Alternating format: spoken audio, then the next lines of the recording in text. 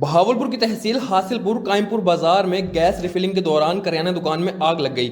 آگ لگنے سے دکاندار زخمی ہو گیا۔ واقعے کی اطلاع ملنے پر ریسکیو اہلکار موقع پر پہنچ گئے اور دکان میں لگی آگ پر قابو پا لیا۔ محمد سلیم نامی زخمی شخص کو طبی امداد کے لیے فوری تحصیل ہیڈ کوارٹر منتقل کر دیا گیا۔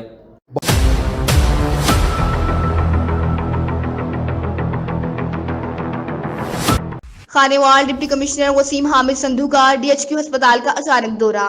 ڈپٹی کمشنر نے OPD میں عملے کی حاضری اور طبی سہولیات کی انسپیکشن کی۔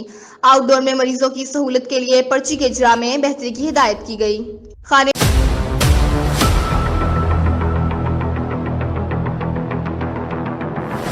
Kabirwala government special education school میں ڈویژنل ایجوکیشن آفیسر ملتان محمد ذیشان کا وزٹ۔ اسکول مینجمنٹ کونسل کے ممبران سے ملاقات کی۔ 210 طلبات میں یونیفارم اور شوز تقسیم کیے۔ ڈویژنل ایجوکیشن آفیسر محمد ذیشان کو اسکول کی آمد پر بچوں نے پھولوں کا گلدستہ پیش کیا۔ ایجوکیشن آفیسر نے اسکول کا وزٹ کیا اور تدریسی عمل اساتذہ کی استعداد کار کا جائزہ بھی لیا۔ Khanewal deputy commissioner